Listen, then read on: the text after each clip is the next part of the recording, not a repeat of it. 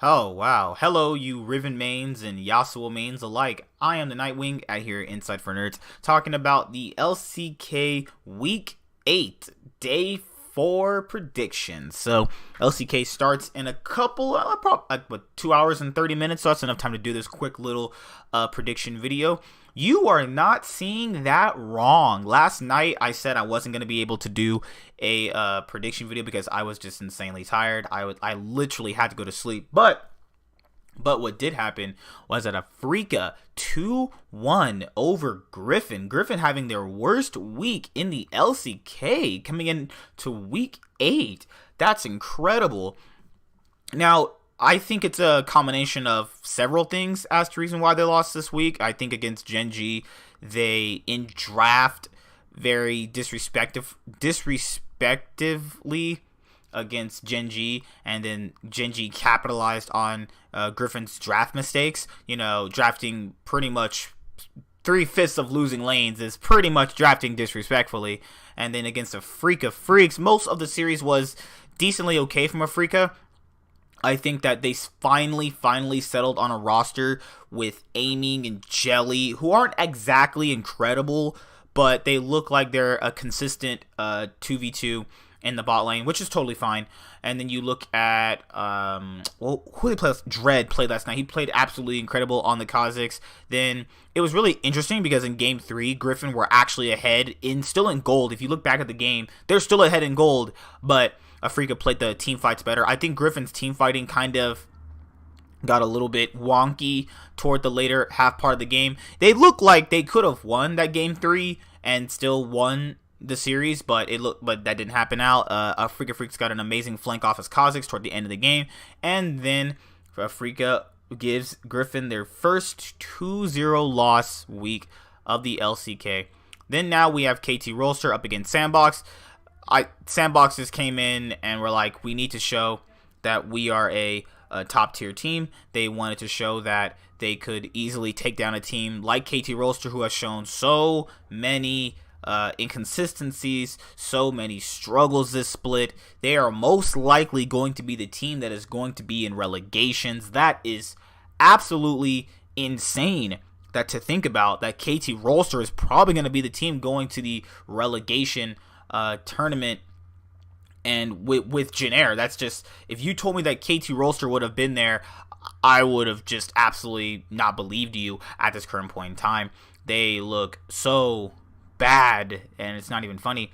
It could be a lot of things as to the reason why the team is not doing well. Obviously, we're not behind the scenes and stuff like that, so you have to kind of factor in what could be the real deterring factor. I think every one of their star players except for BDD, is underperforming. They played Ganjo last night. I still think Zenit has performed better for them anyway. Like, you look at the game wins that they were able to get in general, not like the series wins, but like the game wins. They really came off the back of Zenit and BDD pretty much carrying them. And Sandbox played pretty well toward the later stages of the game. And Sandbox comes away with the 2-1 over KT. KT and Jin are probably most likely going to be in the promotion tournament later on after the split is over. Sad. I feel bad for KT fans. They are probably not happy with the result. This is their worst split by far. Even SKT, when they went through hard troubles, never fell as far as almost relegation. I know in spring they almost went that far because if they had dropped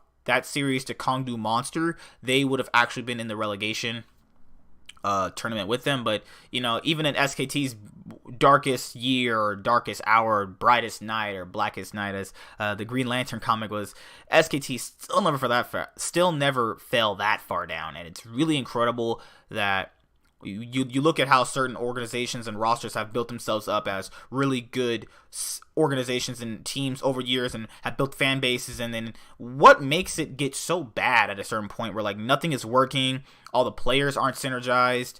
You go into a new year, you finish after top 8 of Worlds, you have an incredible best of 5 against the winner of Worlds 2018.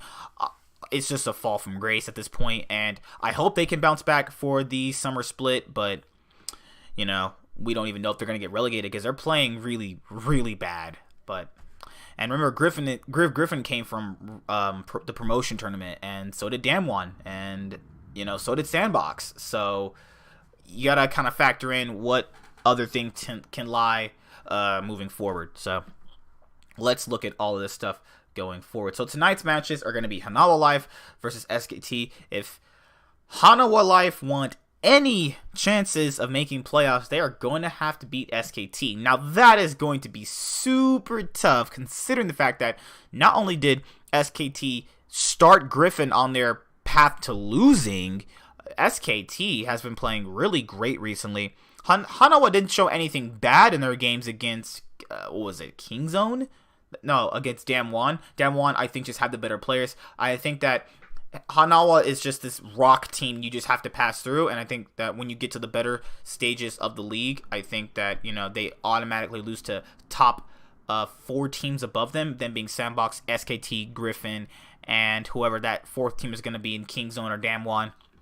We really don't know yet at this current point in time, but it looks like SKT is going to easily win this series. I'm saying they win this series 2-0. I think that Hanwha Life in their series against Damwon didn't look that convincing, and it looks like they're not going to be making playoffs. It feels bad for Hanwha Life fans, man. Like, the fact that you come so close yet so far, and like you don't have star players to really push your team into that next level is really sad, but it's okay.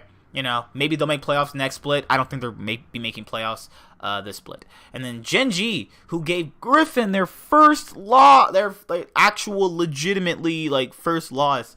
Griffin facing up against Kingzone. Kingzone, who also played this week up against Jenner. They had a pretty easy week, and then they beat Damwon earlier on. I think that Kingzone have been showing a lot of good promise recently, and their players have been performing pretty well. Some have been overperforming to their expectations. I think you look at Rascal and Cuz, they've actually come back to form. Rascal's shown a good form more recently. Cuz has come kind of back to that form of, you know, being like an ex-Smithy for the LCK. I like what he's been showing more recently. Now, Gen.G don't really have the benefit of the doubt like Kingzone does. At least Kingzone has the benefit of the doubt of a lot of players performing well. I think Gen.G beating Griffin was, I'm not going to say a fluke, because I don't think that's respectful to say. I'm not going to say it's luck either, because, you know, if you draft better and you have a better game plan, then you obviously deserve to win. But you have to factor into the series. Ruler put his team on his back, and it still looks like they're not, that incredible. I know they just beat Griffin, but realistically, Griffin has had their worst performance, and I think that Griffin has massively been underperforming this week, so from what I've seen out of Kingzone versus what I've seen out of Gen.G, I'm going to say Kingzone win this series 2-1. So SKT win 2-0 against Hanwha Life, and Kingzone win against Gen.G 2-1. If Gen.G can beat Griffin and give them their first loss, then they definitely can almost give Kingzone a run for their money. But I think that Kingzone, a team that's a little bit more controlled, a little bit more respectful in draft, and don't give up way too many early game pressure, can easily beat Gen.G at the current point in time. And I feel sorry for you KT Roaster fans, because holy crap, their team is bad. Oh my god, watching them is like, my god, I might as well just watch NA Academy or something like that. But I'll see you guys later. Insight for Nerds here, signing out. I'm the Nightwing. Let me know what you guys think about the LCK at this current point in time, and why you think that KT are having all these issues. And that's it. Like, comment, subscribe. Most of all, enjoy. I am signing out. Bye. Peace out, guys. See you later.